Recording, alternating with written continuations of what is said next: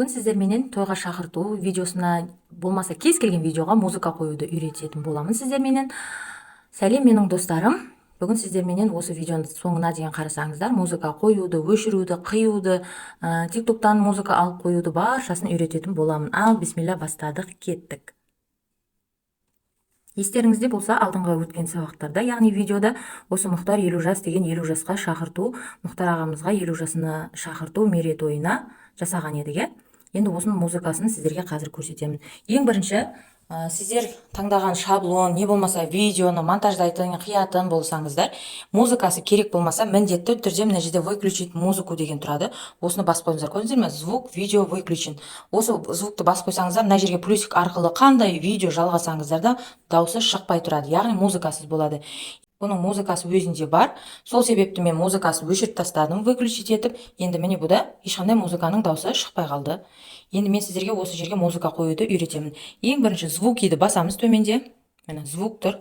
Звукиді басамыз. Енді файлға кіріп, с устройство дегенді, ол біз алдын ала дайындап алған музыкаларымыз. Осы жерге с устройствоға кіреміз. Плюсикті басып, музыканы аламыз. Міне музыка алынды бізде. Осы музыканың үстін басып тұрсаңыздар, жылжылады ары бері. Енді осыны басына алып кеп қоямыз.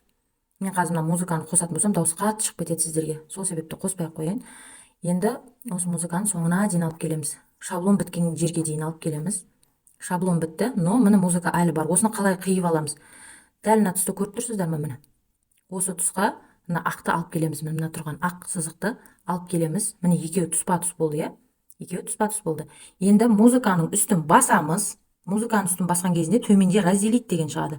Осы разделитті басса, міне музыка екіге бөлінді. Міне екіге бөлінді.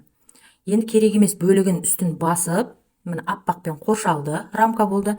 Төмендегі удалитті басамыз. Мінекей, музыка бөлінді. Енді келесі мәселе, осы соңына келген кезінде, қазір және айтам, мен мына жерде музыканы дауысын қосатын болсам, сіздерге қатты эхо болып естіледі. Сол себепті қоспаймын. Мынау төменгі жағына келген кезінде, қалай айтсам болады, музыка айтып келіп, музыка ойнап келіп, дауысы бірдестен тоқтап қалады. Ол өте үлкен қателік. Сол себепті музыканы жаймен басталып, жаймен аяқталатынға қоямыз. Яғни музыканың үстін міне және бір рет басамыз, ақпен қоршалды. Енді төменде выцветание деген тұрады. Осы выцветаниені басатын болсақ, затемнение музыканың басталуы, осветление ол музыканың соңғы жағының жай аяқталуы. Осыны музыкаларыңызға қарай қоясыздар. Музыкаларыңыздың сөзімен аяқталама, музыкасымен аяқталады ма, громкостына қарай осылай төменнен басталып, төменнен аяқталуды қойып, птичкасын ұрасыздар. Міне көрдіңіздер ме? Мына жерде уже жаймен басталатын уже знак тұр. Енді соңғы жағына барып қарайтын болсақ, соңғы жағында да тоже міне көрдіңіздер ме? Музыка айтып келіп, жаймен аяқталған міне. Енді бұл бірінші вариант. Енді сіз мысалы үшін тойға шақырту емес, монтаж жасайтын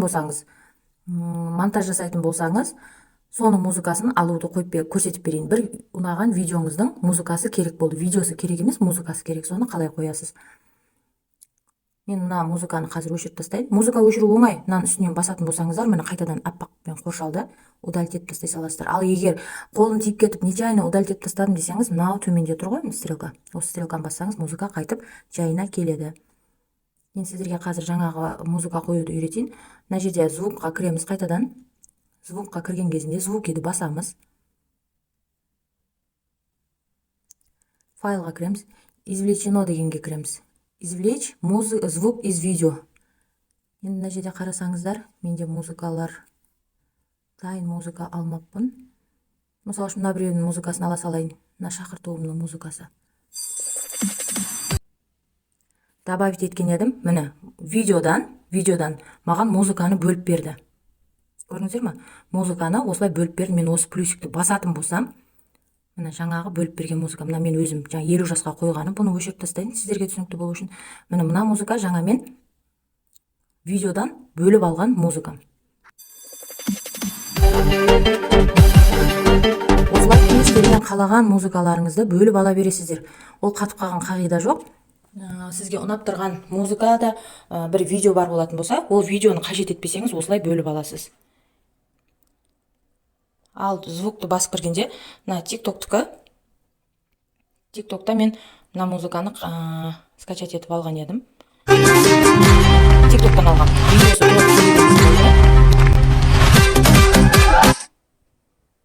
осыны осылай қоя бересіздер.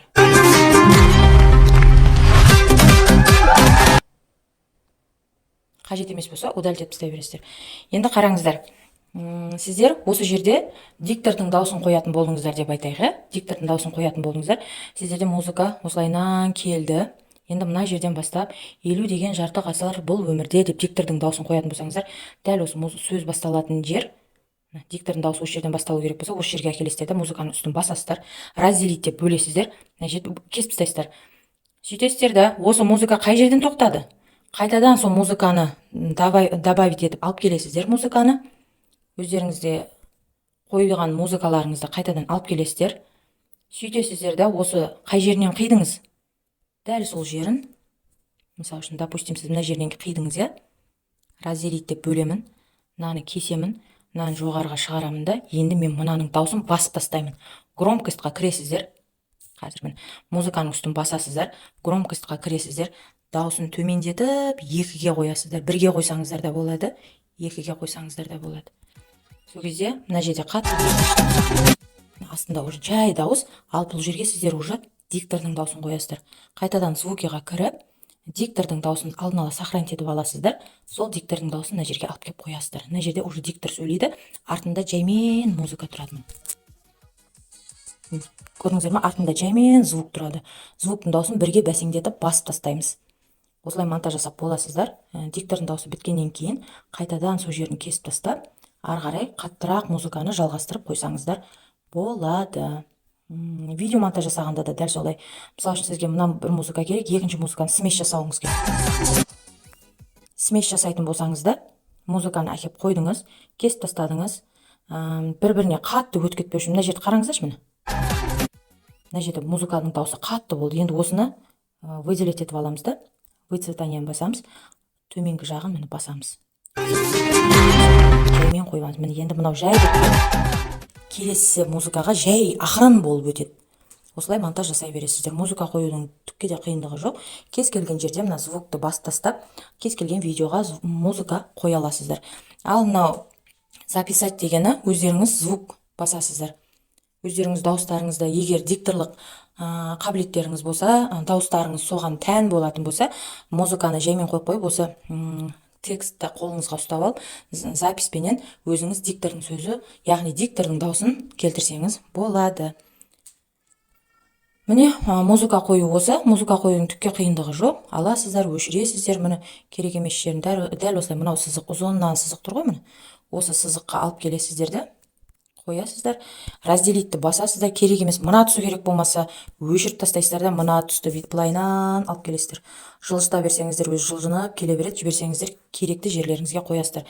Әлі керекті жеріне жетпесеңіздер қайтадан музыканың үстін басып тұрып, жылжытып алып келе бересіздер. Былай сызып, жылжытып қалаған жерлеріңізге апарып қойып монтаждай бересіздер. Музыка осы қоюы. Істеріңізге сәттілік. Егер менің видеом сіздерге ұнаған болса, менің каналыма тіркелуді ұмытпаңыздар. Алда эффекттер туралы, видео эффекттер туралы және иншотпен жұмыс жасау, бір беттік шақырту жасау, фото монтаждау, видео монтаждау, сол сабақтардың бәрін алдағы уақытта түсіретін боламын. Менімен бірге болыңыздар. Менің каналыма тіркеліп, лайк басып және де комментарий арқылы түсінбеген жерлеріңізді сұрасаңыздар болады. Комментарий бөлімінде кез келген қойылған сұрақтарға жауап беремін. Және де қандай видео сабақтар түсірейін, сіздерге түсіндірме видео сабақтары қажет болса, сол жерге жазсаңыздар комментарий бөліміне, келесі сабақтарда мен сол сіздер сұраған видеоны түсіріп түсіндіруге тырысамын. Пайдаларыңызға ассын, табысты болыңыздар. Сіздерді жақсы көремін. Сау болыңыздар.